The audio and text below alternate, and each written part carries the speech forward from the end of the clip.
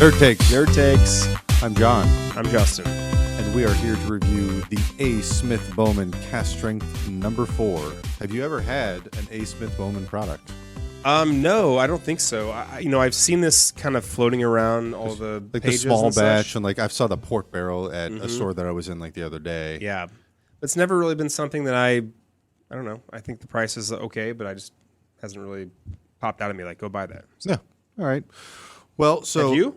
I have never had one of these. Okay. I think at one point in time I had a single barrel, and then Traded or something? something like that. Yeah.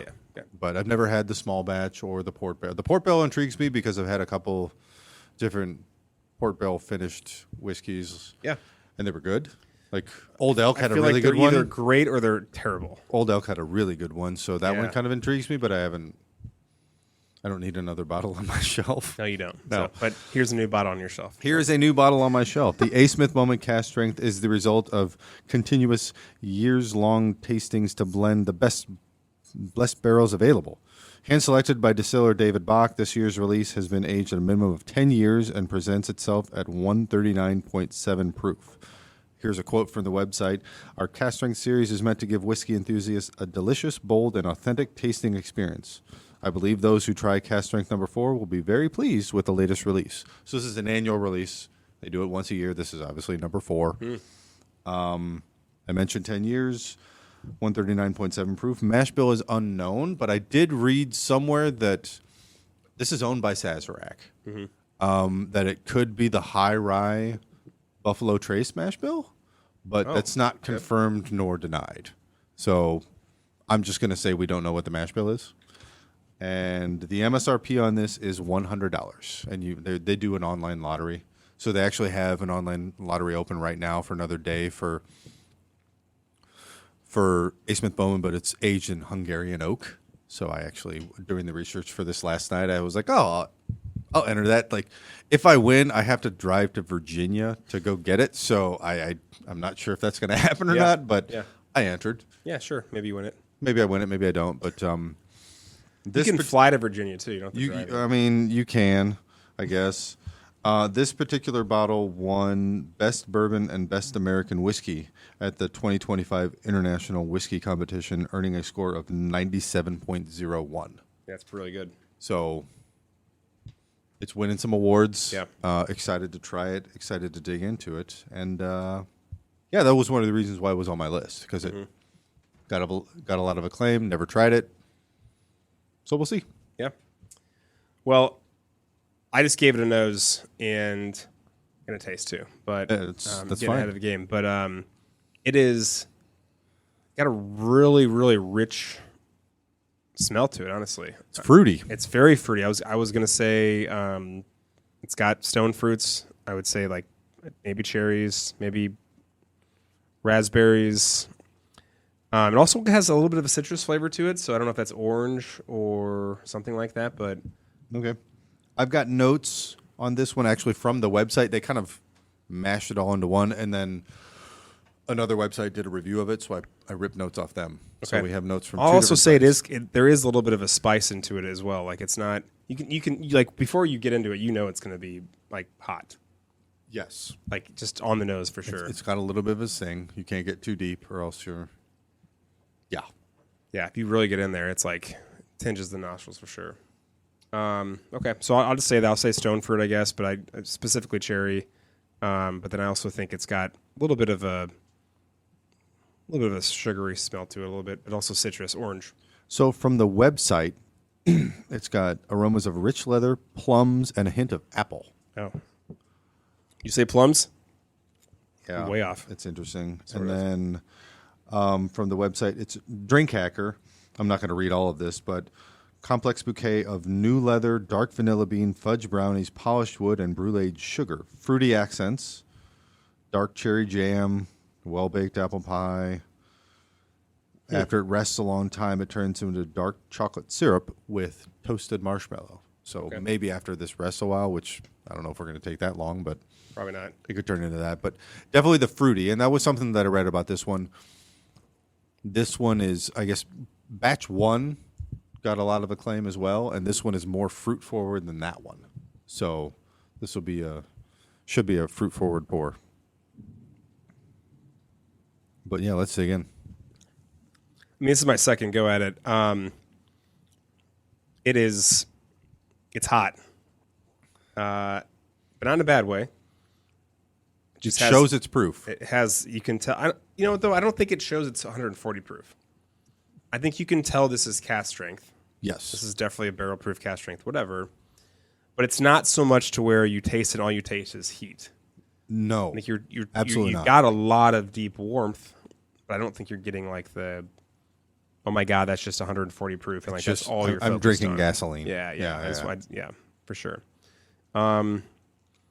Flavor wise, I mean, you're gonna get a lot of oak on it. I mean, that's just gonna be a natural thing, I think.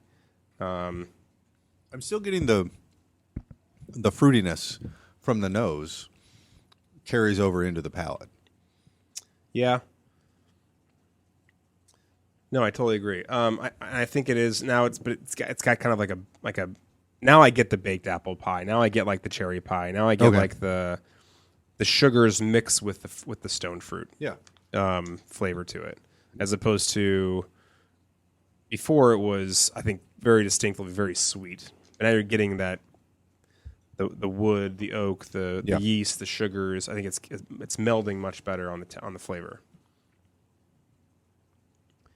I'm like focusing on the finish at this point because it's hot back there. What do you got on the palate? It is on the palate we've got coats the tongue with a soft raspberry chocolate note, rich stone fruit flavors, and a little cinnamon. There's the raspberry I mentioned earlier. There you go. And then from the Drink Hacker website, ethanol and oak are a little more masculine. A gingery heat prickles at first, but settles into a long, even simmer across the palate with notes of chili pepper and cinnamon red hots. Yeah. Fruits are front and center with a syrupy cocktail cherry, sticky peach cobbler on the mid palate. High tone of sweetness is balanced with a bit of cocoa powder, wood spice, toasted coconut, and black licorice. I do not get. I get anise. You get anise. I get anise on the finish. Okay, I get not anise on the the finish. Correct. I get the chili pepper on the finish. Like in the back end, it is very spicy. It is as if I just had some type of spice dessert or like a good and plenty. That's plenty jalapeno popper. Like it's. One of the hot ones sauces. I don't know, but something. Yeah, it is back. It's making its presence back of my throat. It is very spicy. So, on the finish, I'll just go there. From the website, the finish features a crisp note of apple, which maybe it does, but I don't think that's. If anything, I got the ginger. I get ginger on the finish. That's not the prevalent note on the finish. And then from Drink Hacker, it's maybe I don't know what apples taste like. Apparently, you don't know what apples taste like. The finish sees a flourish of black pepper and cherry cola before a long, warm conclusion of clove syrup and caramel apple. Yeah. So that anise clove syrup, anise. That's right there. That's right there too. Sit on the back of the tongue. Yeah, this is. I'm always curious what your rating is. I don't know what my rating is going to be. Especially on Justin this here. So I will. Because I don't know either, man. This will impact his rating. MSRP is 100. Secondary is 350. You say woof? Now. Buzz, your girlfriend. Woof. When's that movie have an anniversary? I don't know. We'll see. It was 91, I think. So we're coming up. So maybe next year. Yeah. We'll see. But we digress. Back to this. It's just, I mean, it's good. Don't get me wrong, but I like it. For $100, I like it a lot. For $350, not a fucking chance. I don't. That is true. I did not pay $350 for this. So if you did, I was gonna give you a 20 spot in the way out the let's door. get that. Just $20 though. I would have charged you before I poured it. 20 pour. Pat will pay it. Pat would pay it because it's hot. Pat would love this. He's tried it. He loved it. I would say if he's drinking this, he's going straight Rogue 5 Luke. Like right? He is going straight Jedi Luke. Maybe Jedi Luke. Yeah, he's going 10. Maybe Mandalorian Luke. Maybe Mandalorian Luke. Like he's Man in Black Luke. Right.